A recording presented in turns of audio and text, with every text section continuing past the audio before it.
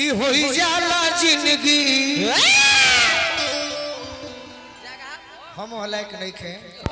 हेजा लायक बनी तू दिल में रह दिल में तब तो हम गोड़ छू सकत नहीं। अरे बेकारे हो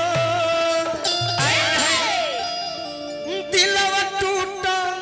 ले पजानी।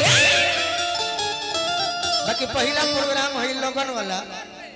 दिन में तरुरा जो इशारा करता नहीं वैसने माहौल रहे। सही बात एगो तो बहन के सगाई हाँ जी हमें खाली एंजॉय करे के रहे। हाँ हाँ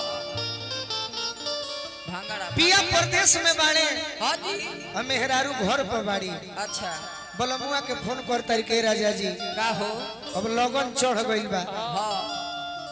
लइकाइए में बियाह करा के हमरा के बाहरा छोड़ के चल गइलो। अब एगो बात मानो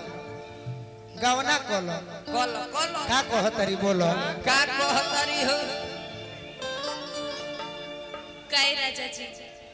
रउआ तो हमरा के छछना के ध दिले बानी। अच्छा और ना त का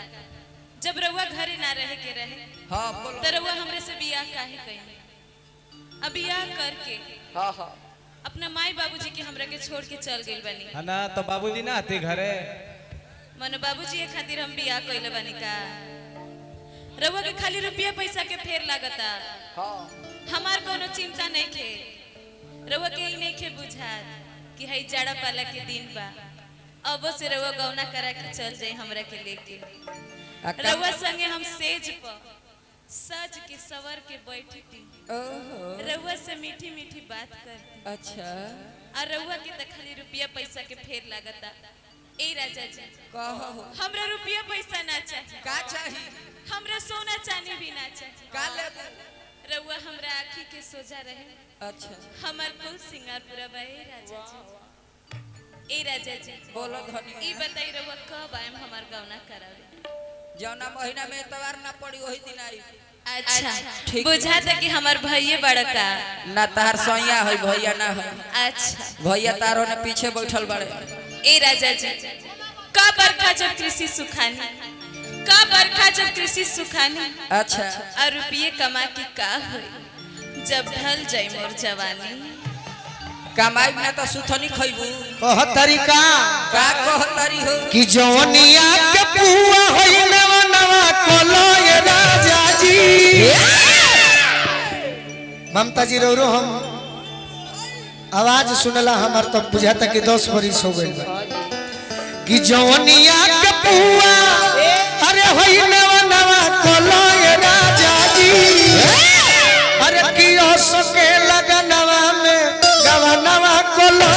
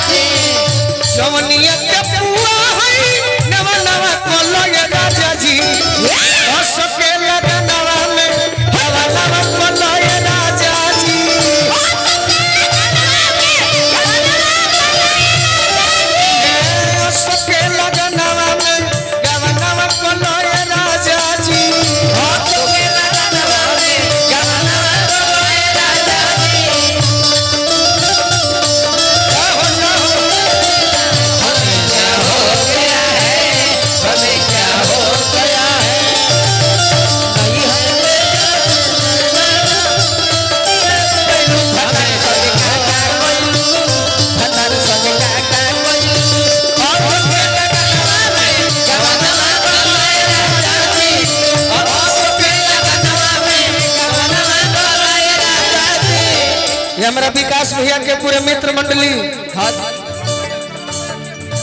चमनी के मालिक बानी हमारा श्रवण भैया प्रिंस भैया। अच्छा हमारा कृष्णा राय जी चमनी के मालिक बानी हमारा श्रवण भैया आशीर्वाद देतनी बार बार प्रणाम करब आशीर्वाद के प्रतीक्षा बा। क्या बात है मेहरारू को हते रानी जी ममता जी का हो कि तू देख के गोइल बाड़ो हाँ जी देखल रहा छोट गोट भइल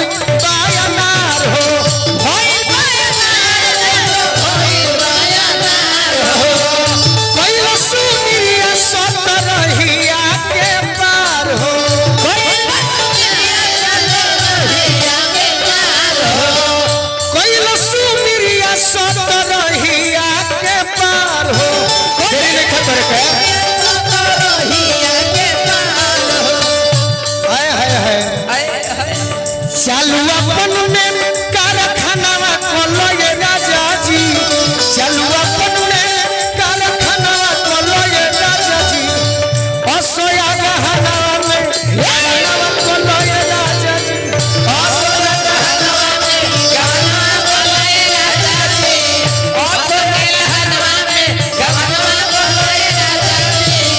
असोया गहना में गहना खोलो ये राजा जी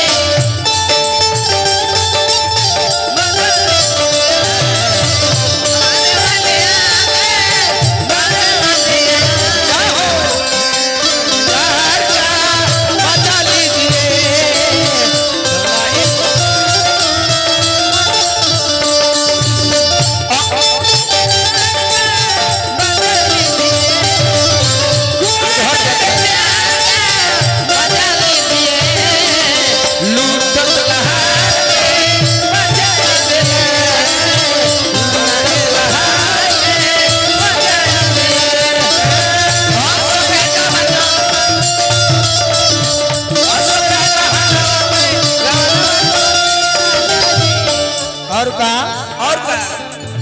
जो हमी जितेंद्र कहे लोले बाड़ चुप हो लोले बाड़ चुप कहे लोले बाड़ चुप हो कावन सोमतिया के भर तारो भूख हो अरे कि पोखरी में गोलू पोखरी में गोलू असननवा कोलो ये राजा जी ए राजा जी हमारा विकास भैया के परम प्रिय मित्र बानी हाँ जी सत्येंद्र भैया और अमीर भैया बानी बहुत बहुत स्वागत करो पहले अरे कि नैहर में पीतल जाता हमारो मीरिया हो हमारो मीरिया हो तोहरा तो नहीं खसैया तनिको फिकिरिया हो तनिको फिकिरिया हो तनिको फिकिरिया रही दाली दही के रही दाली दही के मथनवा कोलो ये राजा जी रही दाली दही के मथनवा कोलो ये राजा जी अरे रसोया गहना में असोया गहना में गहना कोलो ये बाबा बाबा असो के गहना में गहना कोलो ये राजा जी असोया गहना में गहना कोलो ये राजा जी असो के गहना में गहना कोलो ये कि असो के लगनवा में क्या बात है गवनवा कोलो ये राजा जी ए राजा जी हमारा पर भगवान बड़ी दुखदाई भइल बड़ा आज बुझ